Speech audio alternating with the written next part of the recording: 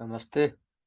Let's read paragraph 12 from the first section of the Communist Manifesto and understand. Each step in the development of the bourgeoisie was accompanied by a corresponding political advance of that class. It means as the bourgeoisie earned more and more money, and as the bourgeoisie became economically more and more powerful because it had all the money, let's say, the bourgeoisie also became politically powerful. That means economic power and political power go together. If you have a lot of money, you are not only economically powerful, you are also politically powerful. That means politics is controlled by those who have a lot of money, rich people in a sense. So, as you see today also, it is the rich people who contest in the elections because they have the money needed to spend in the election campaign. So the point this opening paragraph is making is that as the middle class developed economically, it also gained political power. The middle class began to control the politics of a nation. Read ahead. An oppressed class under the sway of the feudal nobility.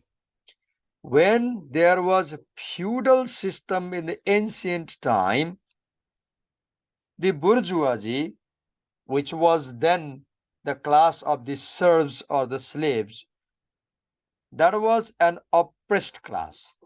The feudal class, which was higher in rank, exploited the serf class from which the bourgeoisie developed. In other words, the bourgeoisie class or the middle class was exploited by the feudal nobles in the ancient time. So now Karl Marx is surveying and telling us how the bourgeoisie developed stage from stage since ancient time. So in the ancient feudal system, the bourgeoisie was oppressed and exploited by the feudal nobility class. Now, an armed and self-governing association in the medieval commune. There is a star and you will see a note there. Read here. This was the name given their urban communities by the townsmen of Italy and France after they had purchased or conquered their initial rights of self-government from their feudal lords.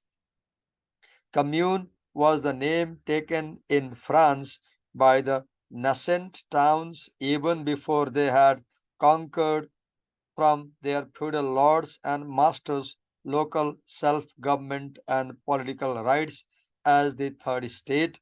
Generally speaking, for the economical development of the bourgeoisie, England is here taken as the typical country. For its political development, France is taken as typical country.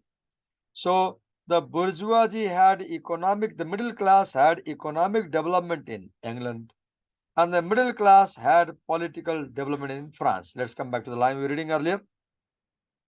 Reading here. Uh,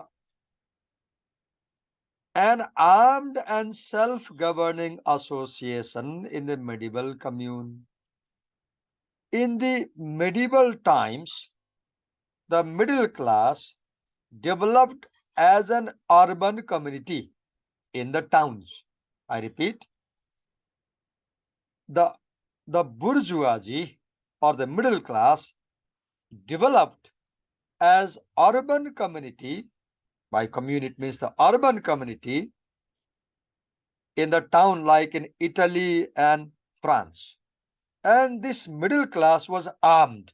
It had guns to protect itself. It had arms to protect itself. So the middle class developed as a commune, means the middle class developed as an urban community, as a townsmen, especially in Italy and France, and they got a right of self-government from the feudal lords. And when they got the right of self-government by the feudal lords, and they began to live in the urban towns, they were called as a commune. Commune, the group of the middle class people who lived freely because they got the right of self-government by the feudal lords. Read ahead. An armed and self-governing association in the medieval commune. So Karl Marx is charting the development of the bourgeois class. First he said under feudal nobility it was an oppressed class. But then it developed as an armed and self-governing urban association in Italy and France in medieval time. Here independent urban republic, somewhere the middle class developed as independent urban republic as in Italy and France. Their taxable third estate of the monarchy. In France, again, the bourgeois community developed as an urban commune known as the third estate in France. So the bourgeois middle class community that developed as townsmen, as commune, it was known as a commune in Italy and Germany, and it was known as third estate in France. But keep in mind, the bourgeois always supported the old regressive system. I repeat, the bourgeois always supported the feudal nobility. The bourgeois always supported the monarchy in France. The bourgeois supported feudal nobility in Italy and Germany. The bourgeois supported monarchy in France. The bourgeois never supported the communists. The bourgeois never supported the progressive forces because the bourgeois didn't want change in society. The bourgeois didn't want revolutionary change. It wanted to exploit other classes. So the bourgeois always stood with the feudal class as well as the monarchy. Do you see Karl Marx is presenting a critical history of bourgeois class and showing how bourgeois class is a regressive class, not progressive class. Read ahead. Afterwards, in the period of manufacturing proper, when the manufacturing system started after the decline of the feudal industrial system, afterwards, in the period of manufacturing proper, the bourgeois served either the semi-feudal class or the absolute monarchy as a counterpoise against the nobility. So the bourgeois always supported the feudal lords or it supported the king, as in Italy and France and Germany. The bourgeoisie has at last, since the establishment of the modern industry and of the world market, conquered for itself in the modern representative state exclusive political sway. The point to note here is today in the modern state, today, let's say in 21st century, though Karl Marx is writing this in 1848 at his time. So let's say in 1848, in the mid 19th century, the bourgeois, as a representative of the modern state, got full control of the politics. As the bourgeois became economically powerful, the bourgeois took control of the politics. The bourgeois took control of the modern industry. The bourgeois took control of the world market. When it controlled industry and market, it had all the money. Once it had all the money, it was economically most powerful class.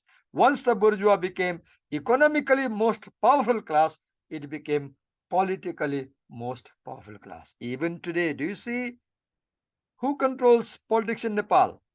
Those who have money. Look, Mr. Chaudhary. the billionaire, he contests election from null price and wins because he has money.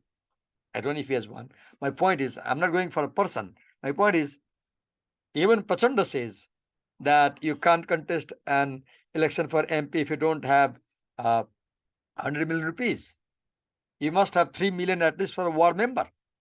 So those who have money, they control politics. And who has money? The bourgeois class has money. So the bourgeois class not only controls economic power, it also controls political power.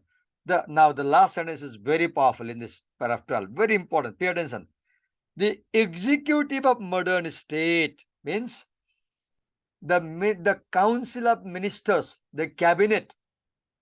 The cabinet of modern state is but a committee for managing the common affairs of the whole bourgeoisie. The meaning is today the whole state mechanism is used or misused for the benefit of the middle class. Today's politics is done for the middle class and upper middle class and richest class. Let's not say middle class, let's say upper class. Today's state, do you see, farmers want fertilizer, they never get. Farmers want loan and they have to take meter interest, meter base. Rich people, they get loan from the banks and they never pay back. They don't have to pay back, they get excused. Do you see the point Marx is making? He wrote these lines almost 50, 900, and then 100, almost 170 years before. Karl Marx wrote these lines almost 173 years before.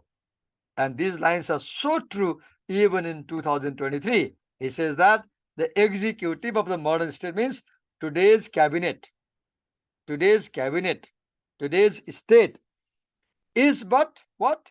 Committee for managing what? Affairs of the whole bourgeois. Today's Rajya, today's state serves only the middle class, upper class, rich people. Means the state is only for rich people. It never does anything for the poor people. So let's wrap up. So in paragraph 12, Karl Marx began by saying that as the bourgeois became economically powerful because it controlled all the industry, factory, world market, the bourgeois also became politically powerful. And he concludes by saying that today, bourgeois has not only all the money, it has all the state power and the state mechanism, the political system, the cabinet of the ministers is nothing but a committee to serve and help the rich people. So we can see, and also in the middle, if you realize, Karl Marx quickly tells that how bourgeois is a regressive force who supported feudal nobility in the ancient time, who supported the feudal lords in Italian Germany, and who supported monarchy in France, and who always stood with the regressive forces and who never stood with the revolutionary forces, right? And then he ends by saying that today bourgeois is not only economically powerful but also politically powerful. I hope you understood. If some questions, you can ask me in the class, or you can message me, or you can leave me here in the comment. I'll respond. Thank you.